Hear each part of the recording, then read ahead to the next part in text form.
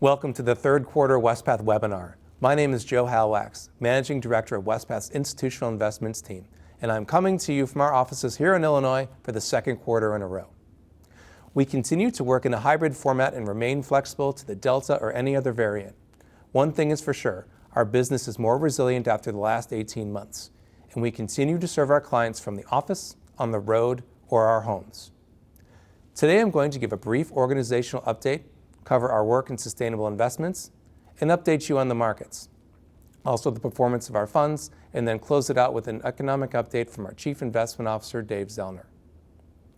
Wespath has 3 staff promotions to announce. Fred Huang is now a Senior Investment Analyst. Trent Sparrow is now the Manager of Impact Investments, and John Streeter has been promoted to Analyst for Impact Investments. Congratulations to all of you. In the third quarter, we made enhancements to our client-facing portal. The highlights include more granular information on fees, which are now shown as a separate line item, and there is also more flexibility for account transactions. This includes options for future dated or recurring transactions and more options for same-day transfers and withdrawals. The enhancements reflect the feedback from clients, and we strive to continuously improve our offering for you. Wespath is now GIPS compliant and verified. GIPS stands for the Global Investment Performance Standards, and it's a voluntary standard used in the investment industry to ensure full disclosure and fair representation of our investment performance. Why does this matter for clients? First, there's a great deal of rigor in auditing to become GIPS verified. Second, it allows you to easily compare our performance data knowing it's held to this high standard. And finally, by hiring a GIPS verified manager, you can have confidence we act in a trustworthy, ethical manner. My colleague Evan Witkowski has written a fiduciary focus paper on GIPS, and it's available on our website.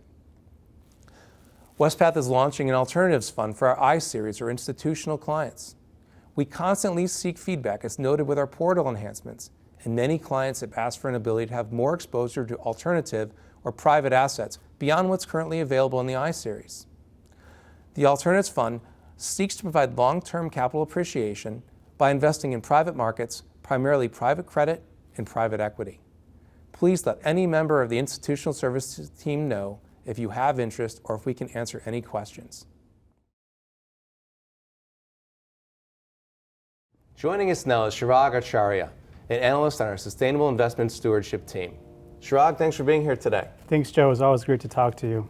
So I want to start on climate change. We're hearing more and more about it in the news, and with the next UN Climate Change Conference coming in November, it is sure to make even more headlines soon. So many viewers know that climate is an important topic to Wespath, and we have made a commitment to net zero by joining the UN Net Zero Asset Owner Alliance. Can you provide an update on our climate-related work? Sure, Joe. I'll start by reiterating a very important belief of ours. Climate change is not only a risk to our planet, but also a financial risk to our pension participants and institutional clients. There are broad economic consequences due to physical risk of climate change, such as adverse climate-related impacts on land and infrastructure, and transition risk related to climate change, such as changes to government climate policies, technology, and consumer behavior. So as climate change is economic risk, we assume that there's going to be a risk to our clients' assets and their portfolios. So what does climate change mean to an investor? What this means to investors is that they are exposed to the cost of business disruptions and adaptation to climate change, which will impact asset valuations in investment portfolios. Therefore, we are committed to continuing to work with our colleagues in the Net Zero Asset Owner Alliance to achieve the goal of net zero greenhouse gas emissions by 2050. As an example, Jake Barnett, our director of the Sustainable Investment Stewardship team, co-wrote an op-ed in Responsible Investor on why asset owners like Wespath must demand bold climate action from our external asset managers. The op-ed explains the financial and societal risks of climate change and how, as asset owners, we must collaborate and partner with our asset managers on this topic. So Chirag, why is it important to collaborate and partner with our asset managers? Why wouldn't we just go it alone? You know, it's important because our asset managers choose the companies in our portfolios, and they conduct engagements with those companies, including voting on climate-related resolutions. They also lobby to influence the economic system. To learn even more about this topic, we encourage viewers to go on Responsible Investor's website and read the free op-ed titled asset owners must demand bold climate action from asset managers. So it makes sense to work with coalitions and our asset managers so we have a bigger voice and a bigger impact. So how else is Wespath trying to move the needle on climate change? More thought leadership and using our position to influence action. For example, we spoke on multiple panels at Climate Week NYC, a major summit of climate leaders from the financial sector and beyond. This included a panel talking about the power of investors engaging companies on their alignment of climate commitments and lobbying activity. This is a topic our CIO, Dave Zellner, wrote an op-ed on last year, and it's one that we on the Sustainable Investment Stewardship team continue to prioritize. So the Sustainable Investment Stewardship team is involved with the Investors for Opioids and Pharmaceutical Accountability, or IOPA. So opioids it's a topic that our clients are very concerned about, and many have seen local impacts. So can you provide an update on the work with this coalition? We are collaborating with a group of our colleagues in the IOPA on opioids and COVID-19 related safety at various pharmaceutical companies. We have taken the lead role with Rite Aid, which is a drugstore chain, and had engagements with the company in the third quarter. We are also continuing our engagement from prior quarters with Cardinal Health. We met with the company on its recent opioid settlement, its compensation plan, and related proposals during this proxy season. We are now leading and collaborating with a group of our colleagues in the IOPA on creating an opioid disclosure report. This report will allow us to acquire information on opioid-related risks from pharmaceutical distributors, manufacturers, and retailers. Oh, that's great. Well, we've talked a lot about climate, and we've also talked about an important social issue, but what about some of the engagements in other focus areas? So for example, during the quarter, do we have any engagements related to human rights? We definitely have. We are leading an engagement with Bookings Holdings, an online travel company, on its human rights program. We led the engagement with a group of our peers and focused on the expansion of its human rights policies, the inclusion of the framework on conflict-affected areas globally, and the company's mitigation procedures. We are pleased to note that Bookings has provided detailed information that aligns with Wespath's values, and we will continue to engage with the company on this topic. So Cheryl, I'd also like to briefly speak on the topic of the global COVID-19 pandemic response. So Joe, we are working on some COVID-19 related initiatives, and we support a fair and global response to the pandemic. That is why we are a signatory to Access to Medicine's Global Investor Statement on COVID-19, which calls for vaccine equity. In addition, the Connectional Table of the United Methodist Church has called on UMC agencies to support a broader church-wide initiative to strengthen the equitable distribution of COVID-19 vaccines. I am pleased to say that we are pursuing additional strategies across our agency to support this effort. So Shrug, thanks for sitting down with us today and for the work that the Sustainable Investment Stewardship does every day. Thank you, Joe.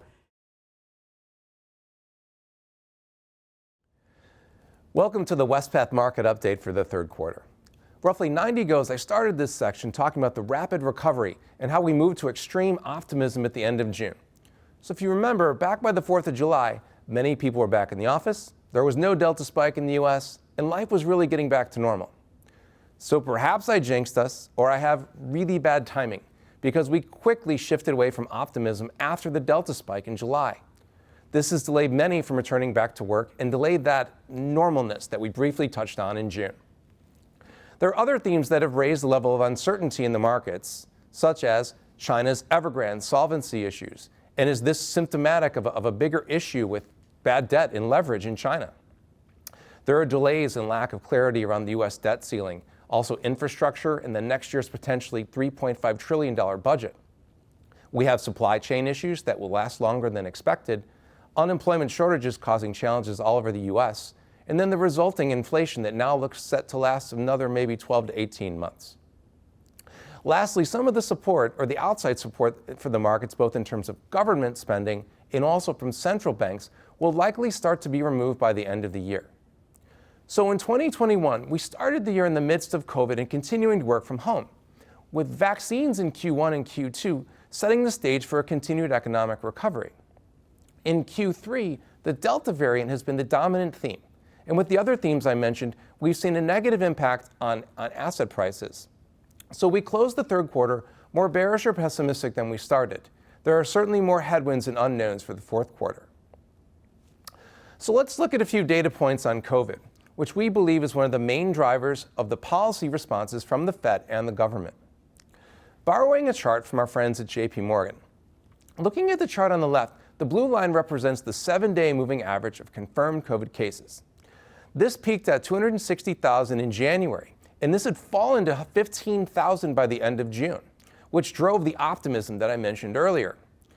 So infection rates then spiked to 160,000 in early September, but then now have fallen to 85,000 by mid-October. So we appear to have peaked. The black line represents deaths, which also appears to have peaked. So the peak is at least in part driven by vaccines, with the US at 65% of the population with at least one dose.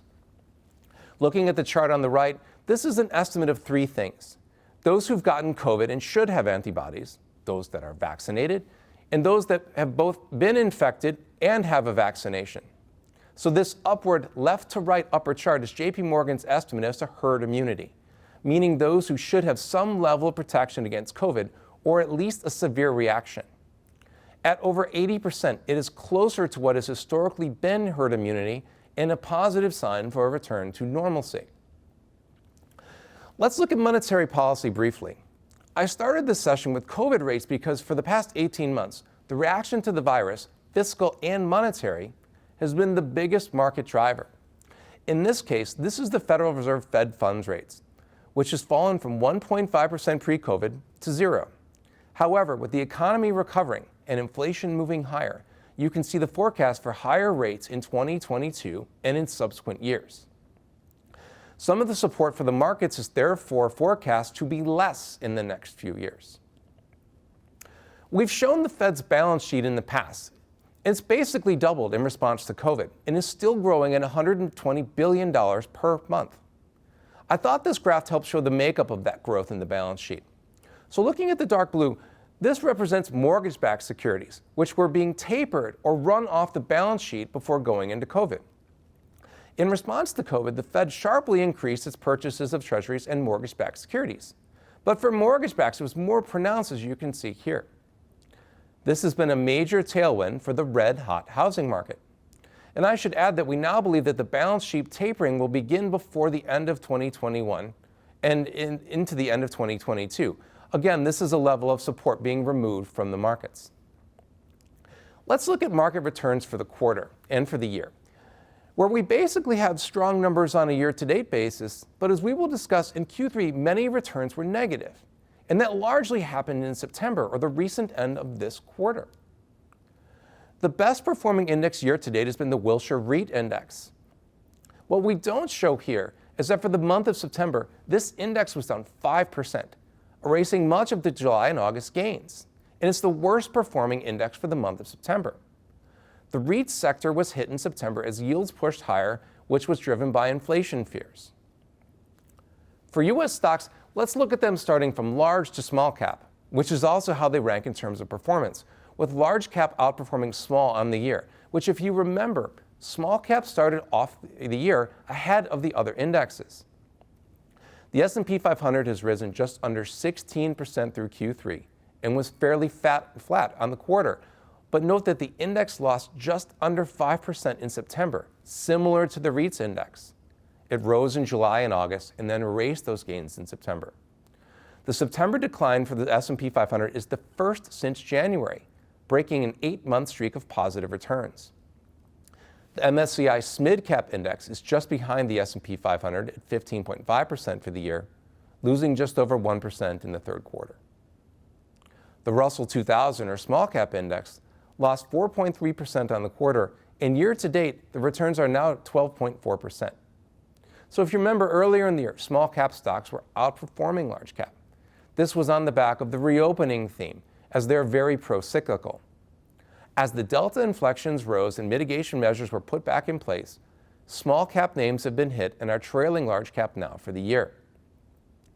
Looking at international indexes, the MSCI ex-US index is up 6.8% on the year, losing 3% in the third quarter, all in September. Again, the international markets continue to lag the US, and there are a few reasons for this, but we also believe there are great opportunities in this sector. In emerging markets, it's a similar story, underperforming the US. And really the EM story is about China, which is roughly 40% of the EM index, and was down 18% on the quarter and 16% for the year. I want to take a few minutes and look at equity charts. We get a lot of questions on if the market is expensive. And it's expensive relative to historical measures, but I want to point out that asset classes can remain expensive for a long time and yet keep moving higher. Also, historically, we've never seen interest rates this low globally, which makes the comparisons more difficult. But in this chart, you can see that the price-to-earning ratio of the S&P 500 was 19.2 times pre-COVID. And at the end of the quarter, even with sharply higher index levels, the PE ratio is just 20.3 times. So why is that? Because even as prices rose for stocks, so did their earnings. And one could argue that the increase in earnings was a significant driver in the equity price move over the last 16 months. So looking at price earnings again here on this slide, looking relative to the last 25 years, currently at 20.3 earnings, we are at high levels historically, but less than the dot-com days. And also, as mentioned, low rates and limited opportunities in fixed income are a factor here. And also note that the PE ratio was higher in recent months and has come in lower with strong earnings of the past few quarters.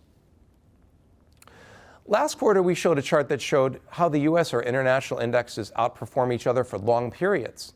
And currently, the US has outperformed for over 10 years.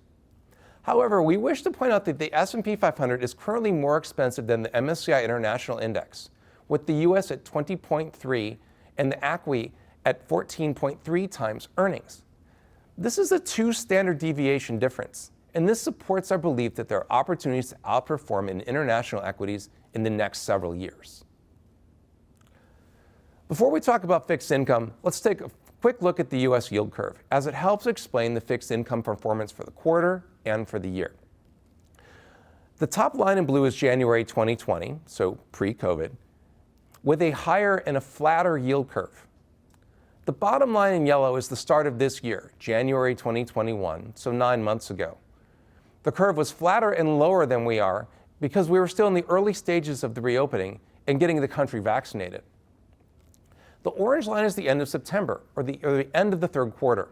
So the rise from the beginning of the year until now helps explain why fixed income returns are somewhat low on the year, as rates have risen in 2021. Bond prices have fallen due to that inverse relationship. Let's look at fixed income on the following slide.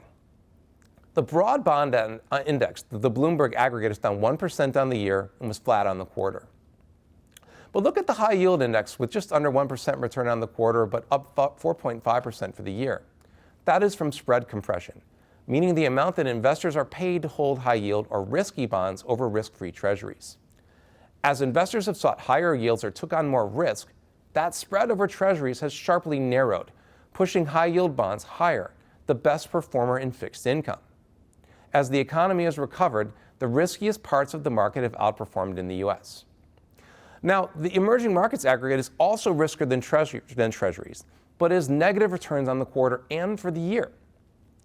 This is in part due to idiosyncratic factors in a few countries. So, for example, poor government in Brazil or the increased regulatory situation in China, for example.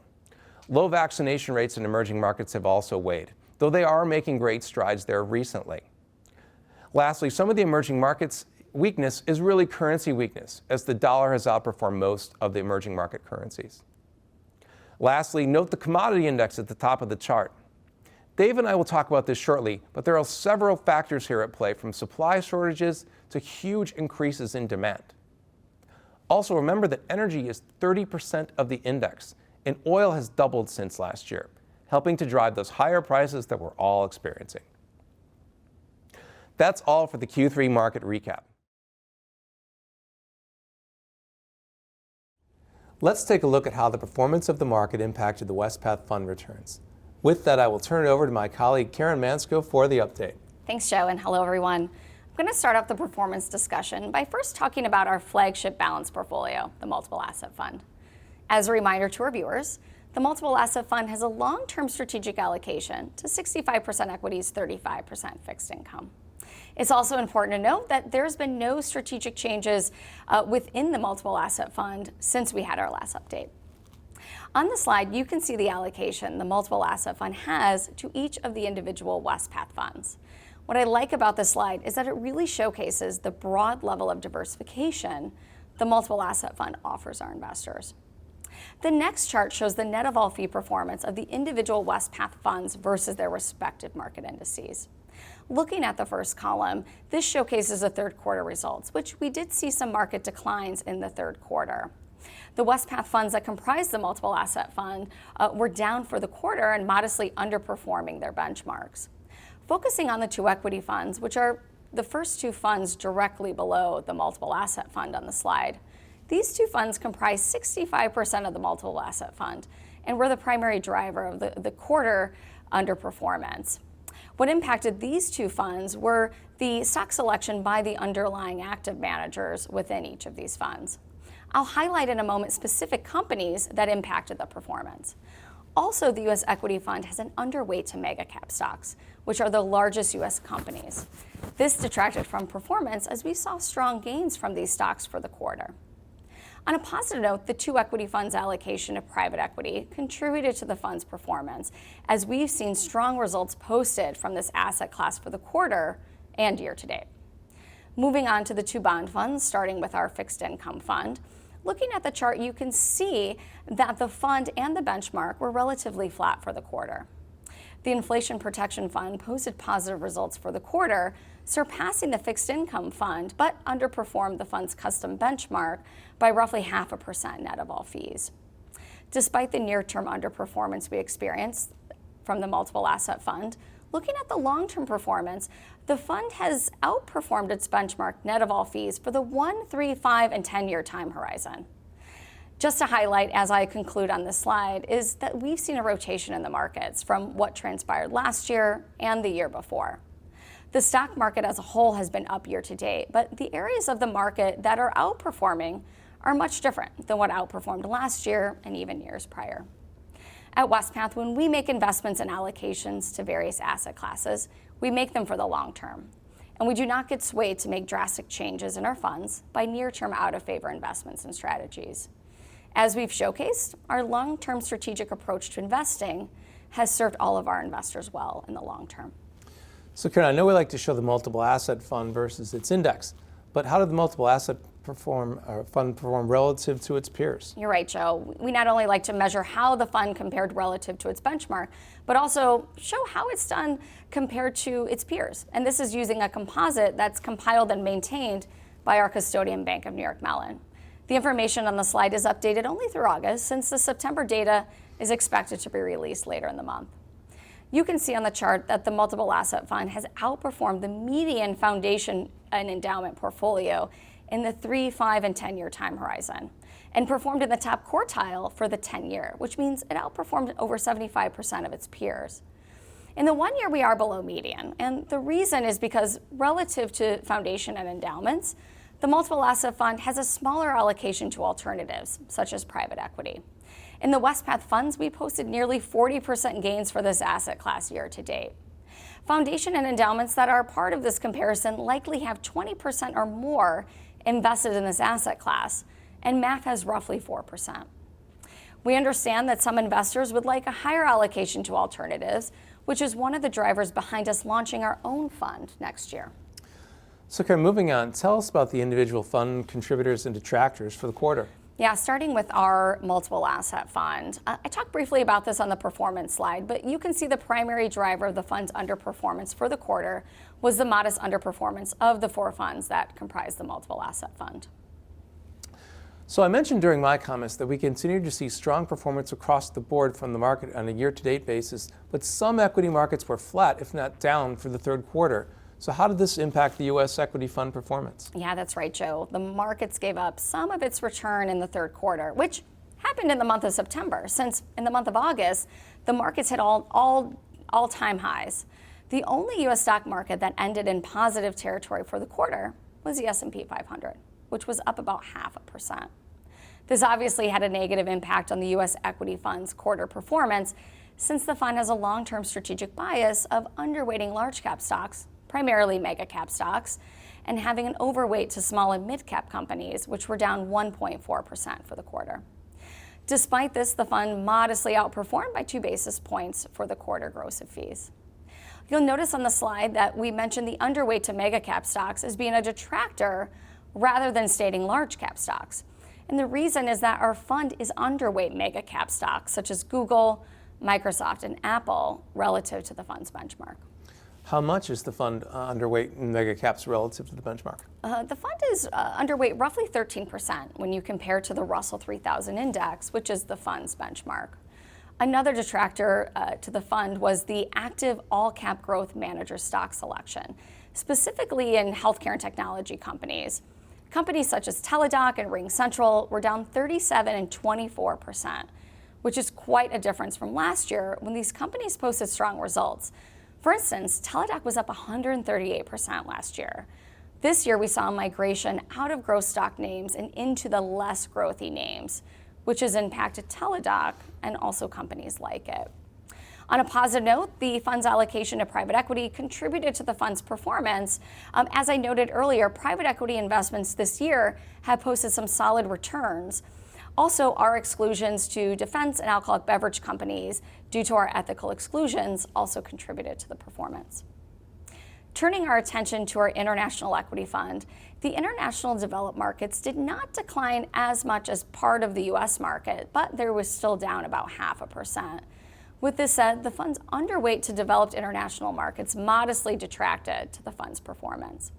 Also, emerging markets were down 7%, which was primarily due to China, which was down 18%, as you noted during your market update. The detractor to the fund's performance was similar to the U.S. equity fund, where stock selection by the fund's active managers was the main driver of the underperformance. Alibaba, which is China's version of Amazon, was down 36%. Also, a German e-commerce company called Zalando, which is an online fashion and lifestyle platform, was down 24% this year after being one of the top performers last year. It seems like the main driver to stock selection or to equity funds that you just reviewed were companies that were out of favor, or they were, in favor last year and even years before, and they're out of favor now. So is that a fair assessment? And have we seen any changes from our active managers in light of the stock selection issues? Last year really was an extraordinary year in the equity markets, and I think it's worth reiterating that our investment managers invest in companies that they believe will generate oversized returns over a multi-year period. They do not invest to capture just short-term gains. In fact, one of our most successful managers has been invested in a third of their portfolio for over 10 years. This manager likes to say that they invest in companies that save time, lives, money, and headaches, or provide exceptional value to customers. So moving on to the fixed income fund performance. I noted during my market update that bonds have improved since their rocky start at the beginning of the year. Specifically, high yield bonds have done well and are up 4.5% year to date. Global bonds, mainly emerging market bonds, have not fared so well due to some of the political issues transpiring in these parts of the country or parts of the world, and the low vaccination rates. How did this impact the fixed income fund performance, given that it's a global fixed income portfolio? It's been quite a challenging year for the bonds, with the exception of high yield bonds and U.S. inflation-linked bonds, which I'll get to more when I talk about our inflation protection fund. As you showcased earlier, high yield bonds were up over 4.5% year to date, with other bond asset classes in negative territory. The U.S. aggregate Treasury index is down over 3% year to date and down over 4.5% for the 1 year ending September 30th. When you compare the yield curves, you see how the yields increased from the end of last year and to the end of the third quarter, which had a negative impact on the bond market year to date, with the exception of high yield. It's also worth mentioning that the U.S. dollar increased relative to emerging market currencies during the quarter, which had a negative impact on those allocations in our bond funds. With this said, the fixed income fund modestly underperformed its benchmark by 3 basis points gross of fees for the quarter. Focusing on the left side first, the contributors, the fund's overweight allocation to high yield bonds positively contributed to the fund performance, along with issue selection by our emerging market debt and core plus managers. Also, the fund's allocation to alternatives contributed to performance. Detractor to the fund performance include our overweight allocation to global and emerging market bonds, specifically emerging market bonds, as we saw the dollar increase relative to those currencies for the quarter. So Karen, the rising dollar had a negative impact given that the fund has an allocation to non-dollar bonds. So why did we see the dollar increase during the quarter? There's a lot of reasons why it's outperforming other currencies. There are many factors that impacts currency movements and also valuations. Some could be the confidence in our Federal Reserve. It could also be the confidence in our GDP growth. But it could also be that relative to developed markets, the interest rates in the US are higher. Therefore, the carrying trade is still alive. If you borrowed in the yen at the beginning of the year and invested in short-term US interest rates, you would have made over 8%, which I find interesting. The final piece I'll mention before I move on is that our allocation to our internally managed PASA social purpose lending program and commercial mortgage-backed securities detracted from performance. And the reason is because we saw spreads widen in this market sector, which negatively impacted the quarter returns. All right, so moving on to our final fund, the Inflation Protection Fund. This fund has posted some solid gains this year that you highlighted during your update earlier. Yeah, despite the modest underperformance by the Inflation Protection Fund, it's really showcased its purpose this year, which is a fund that was created to protect investment portfolios against unanticipated inflation while providing a stream of income. So relative to the fund's custom benchmark, the fund is underweight global and UK inflation-linked bonds, which performed well during the quarter. The interesting thing to know is that UK inflation-linked bonds is that their duration is quite long. So how long is the duration for UK linkers? I believe the longest maturity is about 50 years, which this means is that the asset class is very sensitive to interest rate increases. And the UK is experiencing inflation concerns like the rest of the world. Therefore, some actions that may be taken by the Bank of England to control this inflation is to increase rates, which will create some volatility in this asset class. Moving on, despite the U.S. Treasury inflation-protected securities having strong performance year to date and for the quarter, the fund's overweight allocation to this asset class detracted since it could not keep pace with the fund's benchmark, which includes a 10% allocation to commodities. And as you noted earlier in your update, Joe, commodities were up 29% year to date and 6.5% for the quarter. Yeah, that's a great point you make regarding commodities. The Inflation Protection Fund has a 10% allocation to commodities, and they posted strong results throughout 2021 so far, but I don't see them listed as a contributor in the attribution. Yeah, great observation. As I mentioned, the fund has a 10% allocation to commodities, which was a strong driver to the fund's absolute performance. For the quarter, our commodity returns were relatively in line with the index. Therefore, it didn't contribute or really detract to the fund performance. Therefore, it's not listed. The last update before I turn it officially back to you, Joe, is the fund's out-of-benchmark allocation to floating rate senior secured loans detracted. The reason's quite similar to the reason the U.S. Treasury inflation-protected securities are also listed on this slide. The asset class had posted strong results, but senior loans underperformed the fund's custom benchmark. Great, thanks for that update, Karen. Let's start out with inflation. During the last webinar, you reported that the Consumer Price Index was 5% or greater for May and June. Since then, we've had 3 more months of year-over-year inflation of 5% or more.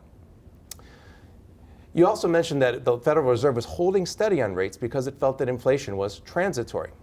So here's what Janet Yellen has said about inflation over the last several months. In February, there's nothing to worry about. In March, inflation was small and manageable. In May, again, she said it was temporary. In June, it could reach 3%, but again, it's transitory. And then now in October, we're told that it's going to be higher for the next several months. So why do you think inflation has been so persistent, and how long will this current bout of inflation last? So Joe, before I start, if you worked for the Atlanta Fed, you would have just been fined $2 because you used the T word. Last week, the Atlanta Fed president, who so dislikes that word, stated that he will now fine anyone $1 that says it. But before I address the issue of inflation, Joe, I'd like to start out by saying that the pandemic has completely changed the economic playbook. Economists and investors, including us at Wespath, have been trying to understand how the economy and markets will respond and evolve based on the old playbook. The ongoing rapid transformation resulting from lockdowns is rewriting the economic playbook. Where we live, who we see, where we go, how we work, what we buy, all of this has changed, and I mean changed in a big way. Further, I feel confident in saying these things have changed forever. And Joe, I believe there are many more chapters to write, and it's anyone's guess how this story is going to end. We've seen record fiscal and monetary stimulus from the United States and most of the rest of the developed world. We've seen many countries that continue to impose lockdowns and restrictions on the movements of goods and people. For those not aware, type Australia and lockdowns in Google. Australia has the unrealistic goal of zero COVID, and their citizens are paying the price. As mentioned, we have seen massive changes in spending patterns. With the benefit of hindsight, it seems fairly obvious that inflation is a consequence resulting from all of this. So now let's directly address your question, Joe. Let's first look at the overall inflation picture. Regular viewers of our webinar have seen this slide before. The left shows the Federal Reserve's preferred gauge of inflation, the Personal Consumption Expenditures Price Index. The chart on the right is the inflation measure that most of the rest of us follow, which is the Consumer Price Index. It's clear that the Fed's preferred measure is running quite a bit above its 2% average inflation target. And as you said, Joe, the annual increase in CPI has now been over 5% for the last 5 months. I've also shown this next chart before. It's a reminder that 60% of CPI is comprised of food and shelter, things that we can't live without. Throw in medical care, which we certainly can't do without when it's needed, and we've accounted for nearly 3/4 of CPI. Now this next chart is a portion of what I showed during our last webinar. The point that I made when I showed this was that inflation for food, shelter, and medical care seemed reasonably under control, and that the main culprits for the 5% increase in inflation we experienced in May and June were huge price increases in various components in the transportation sector. So Joe, you may ask, what's changed over the last 3 months? And I'll ask, what's changed, Dave? So on this next slide, the chart on the left is the exact same May and June data that I showed on the previous slide. The right chart shows the inflation data for the same categories for the 3 most recent months. As you can see, inflation has definitely picked up for 2 of the categories, food and shelter, things that we care most about. Notable is inflation for meat, which has risen 20% in the last year for many meat products. Now you ask, Joe, how long this current bout of inflation is going to last. To answer your question, let's look at trends for what investors and consumers are predicting for future inflation. On this slide, the chart on the left looks at how the inflation views of lenders have changed over the last 3 months. More than twice as many lenders now think inflation will be greater than 4% for the next year. The right looks at consumer inflation expectations, which are also rising. Now, I should note that consumers are usually always overestimating inflation. But regardless, depending on your definition of the T word, it looks like higher inflation is going to be with us a bit longer than we and the Fed may have hoped. I want to show one more slide while we're discussing inflation, where I selected 2 categories that have seen meaningful, if not dramatic, increases in price. China ships a lot of stuff to the US, and for various reasons, shipping costs have skyrocketed. As you can see in the chart on the left, the cost to ship 1 container from China to the US is up about 9 times of what it cost just 5 years ago. A significant reason for the rise is pandemic related. A week ago Saturday, the Wall Street Journal had a lengthy front page article about the global supply chain problem. Now, when I say the words supply chain, I'm referring to all the processes that occur to produce and distribute stuff. For example, raw materials are needed to make components, which are used to make products, which must be packaged, shipped, and either stocked on shelves in stores or inventoried in an Amazon distribution center. There are many steps required to put a product in consumers' hands, with a lot of people and transportation required to get them there. If there's a backup or a figurative traffic jam at any point along the way, you've got a supply chain problem. Now, the pandemic started the supply chain nightmare we are currently experiencing. There has been a lot in the press about this over the last couple of weeks. The simple explanation for what is causing the problem is a massive change in consumer spending habits. Because of the pandemic, we are buying a lot more stuff rather than spending our money traveling, going to restaurants, concerts, or ball games. A lot of us have moved and we want to make changes to the new home we purchased.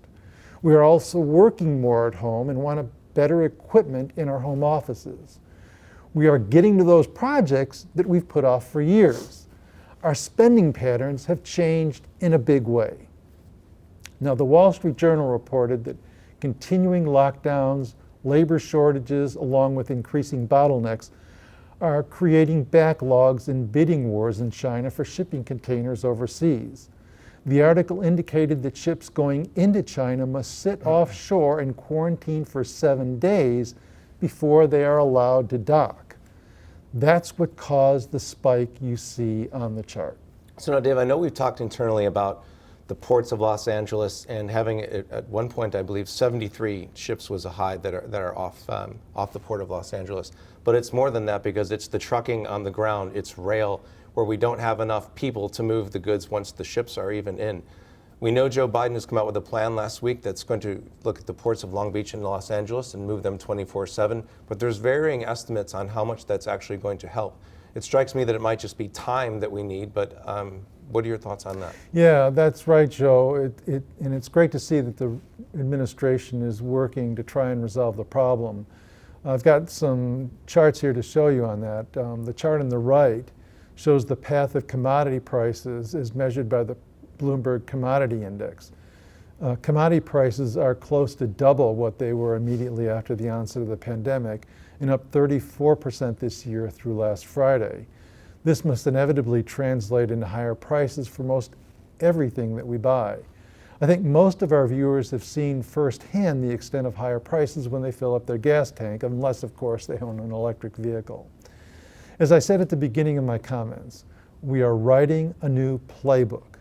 I still strongly believe that increased globalization and technology and the advancements resulting from technology are long-term headwinds for higher inflation.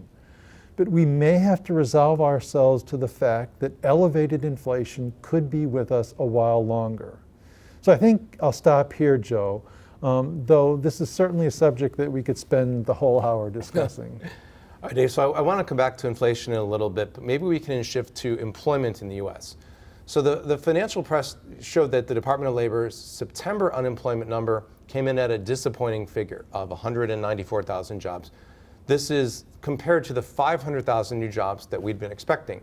But the unemployment rate fell from 5.2 to 4.8%. And it seems that that's nearly half a percentage point decrease. The unemployment rate would be considered very good news. So can you tell the viewers why this report was seen as disappointing?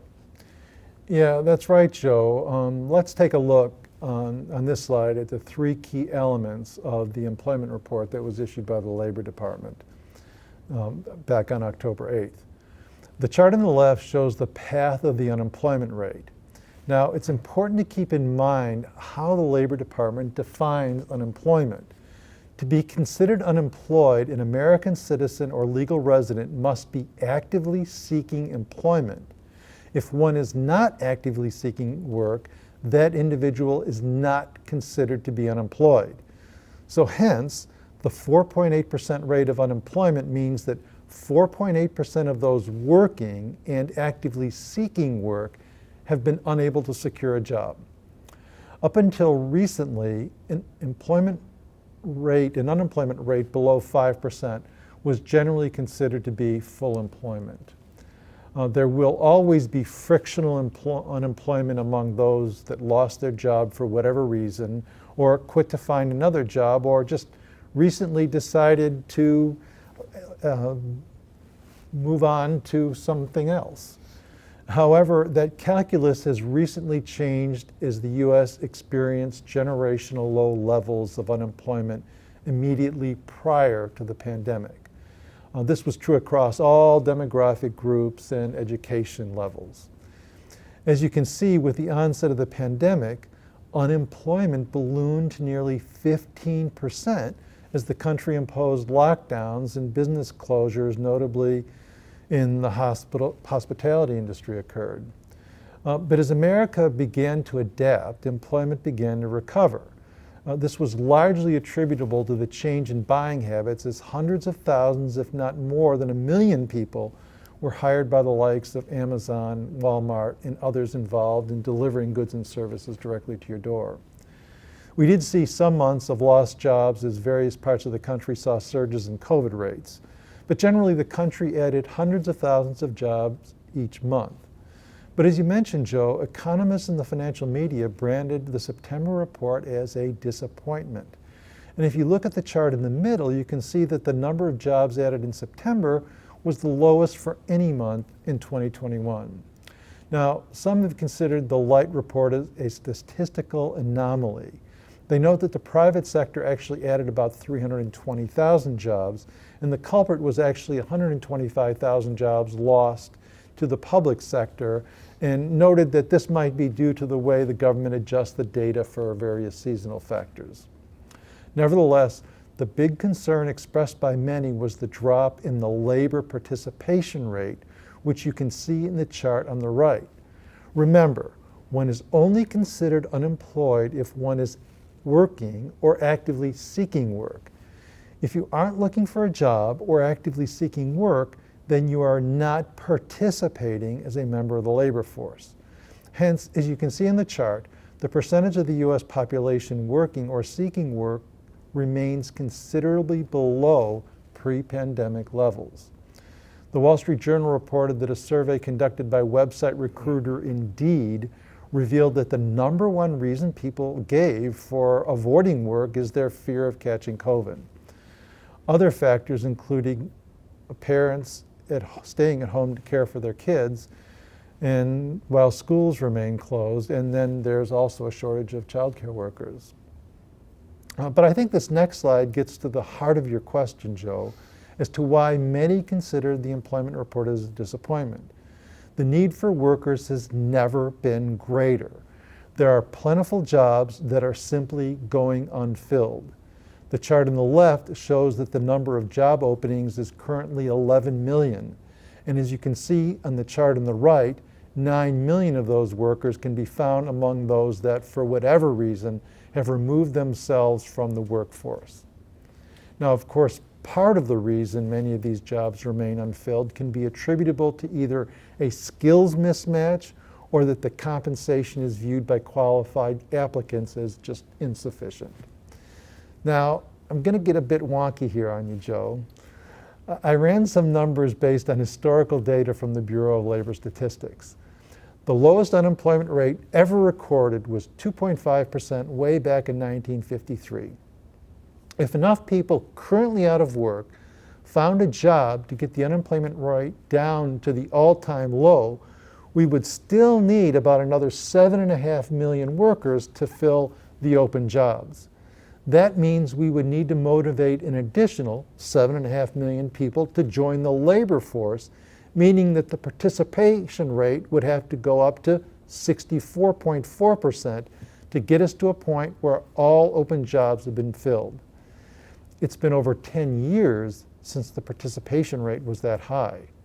So I think, Joe, that it's fair to say that we've got a long way to go and we'll need some creative solutions to alleviate the shortage of workers. So Dave, let's shift to the economic growth in the U.S. So the economy grew about 6.5% for the first and second quarters of the year, yet the Atlanta Federal Reserve, who you often reference, is forecasting only 1.2% for the third quarter. So this is considerably below what economists had been forecasting at the beginning of the third quarter. So why have growth expectations fallen so much?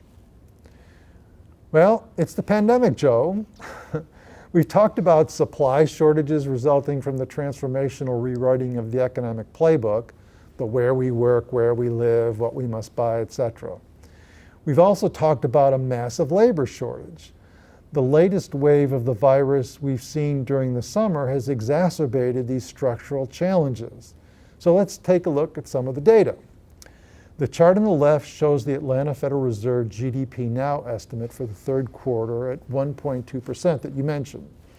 We see quite a significant drop from its 6% estimate that they made at the beginning of the quarter.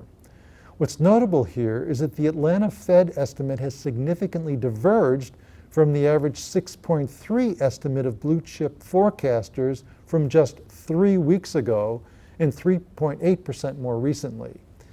Now, for those of you keeping score, the Atlanta Fed's final second quarter estimate was 7.9%, which was closer to the final 6.7% GDP reading compared to the blue chip forecast of 9.4%. Now, the right chart looks at actual U.S. economic output compared to trendline growth. I should note that I do not consider the 4.3% growth rate experienced from 2016 to 2019 as being sustainable. Rather, I assume that the economy would have grown at 2% had there been no pandemic. While the good news is that economic output surpassed trendline growth in the second quarter and is expected to remain ahead of trendline growth for the third quarter, the bad news is that we still lost $4 trillion of economic output due to the pandemic.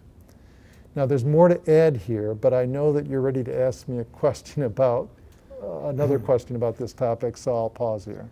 So Dave, with inflation high and economic growth slowing, do you think that the U.S. is at risk of stagflation, which is defined as inflation in a recessionary environment?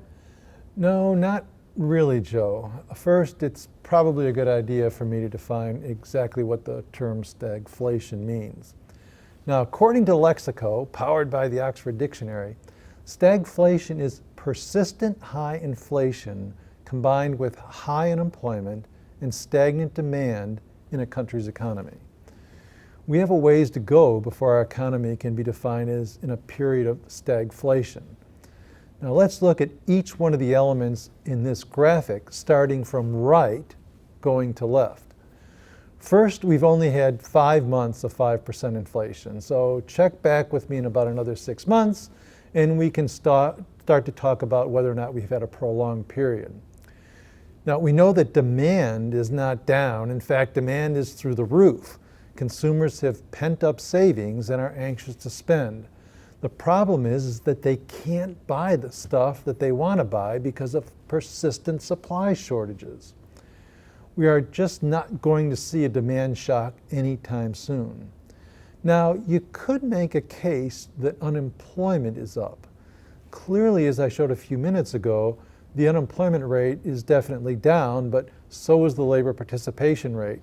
So if you define unemployment as eligible workers that refuse to or don't have the requisite skills to get a job, then I suppose you could make the case that unemployment is rising. So that brings us to GDP. As I just mentioned, we still have to make up $4 trillion of economic output lost to COVID.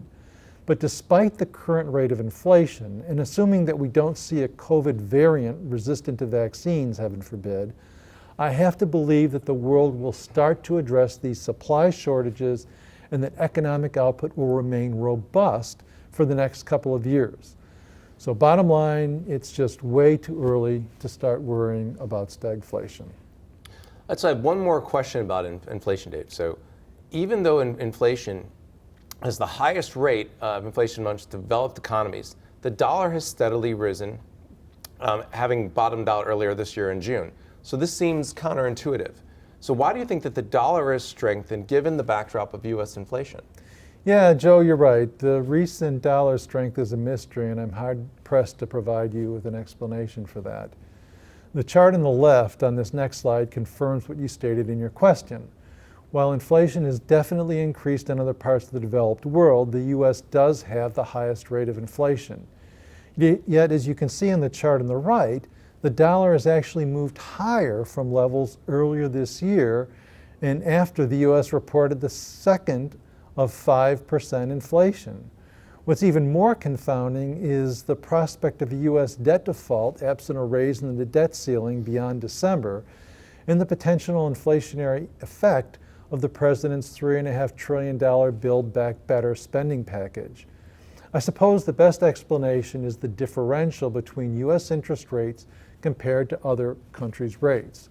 Notable, the U.S. 10-year note currently yields about 1.6%, whereas German 10-year bunds remain in negative territory, and Japan's 10-year rate is just barely above zero. So Dave, in the few minutes we have left, I wanted to shift to emerging markets and specifically China. So there's been a lot written in the financial press about China in the past several months. So these stories, they've centered around the regulatory crackdown that the Chinese governments have imposed, and also the financial difficulties of Chinese property developer Evergrande. So Chinese stocks are down in the mid-teens so far in 2021. So to what extent do these developments threaten Wespath's worldview, specifically optimism for emerging markets, and then specifically to China?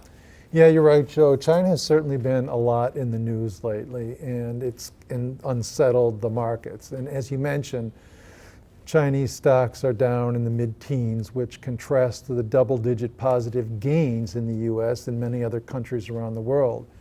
I think the number one issue remains the coronavirus. As you know, the Chinese have been very aggressive in trying to control the spread of COVID. Lockdowns are imposed quick and often. Compound that with supply shortages, notably semiconductors. Hence, it's understandable that manufacturing activity in China is not as strong as might be anticipated, given the global demand for goods. Now, showing on this screen is the manufacturing heat map for emerging countries that I frequently show. The state of China manufacturing currently is neutral. Now, what is also weighing down on Chinese stocks is increased government regulation and restrictions on certain industries. Notable was its prohibition on profits for the after-school private education sector. Chinese parents are very motivated to ensure their kids are given every opportunity to compete for limited but highly coveted places in the best schools. Hence, they are willing to pay whatever it takes for after-school education resources to ensure that their child can compete. However, China sees a shrinking workforce resulting from its decades-long one-child policy and is now encouraging parents to have multiple children. Given the amount spent educating one child, parents were unwilling to have additional children. Hence, the Chinese government is now prohibiting for-profit supplemental education programs. China has also adopted regulations limiting online video game playing for young people to 3 hours a week. There are a number of other rules on the technology sector that's being imposed by the Chinese government. And then there's Evergrande. Again, we could have filled up our entire time talking just about Evergrande. In a nutshell, this is a company that, as they say, got ahead of its skis. The company is the second largest real estate developer in China, but it also operates or has significant ownership interests in a lot of other businesses, such as theme parks, electric vehicles, insurance, retirement communities, mineral water, and it also owns a soccer club. It borrowed boatloads of money to the tune of $300 billion, and it's having a difficult time paying all this money back. It has a lot of apartments vacant or still under construction. It could go bankrupt and dump a lot of housing inventory on the market, which would have the effect of depressing housing prices. Now, the problem here, Joe, is that housing represents by far the greatest proportion of the average Chinese citizen's net worth. And if they were to see the value of their homes drop, then you are going to have a lot of unhappy Chinese. Again, it's anyone's guess as to how this will ultimately resolve. I am a bit worried about this, Joe, because the experts are pretty much dismissing the possibility that this is China's version of the 2008 U.S. housing bust. I confess that I just got around this weekend to watching The Big Short for the first time. Now, for those of you that haven't seen the movie, it is the story about a group of investors that discovered that the housing market was a house of cards, or Jenga blocks for those of you that did see the movie, and the Jenga box about to collapse. Now, prior to the U.S. housing market crash, all the experts thought that the housing market was strong and a crash was nearly impossible. And we all know how that story played out. All that said, I still believe that the long-term story for China is bullish. But this certainly is a story that bears watching. Great, Dave. Thanks for that update. Thanks for being with us today.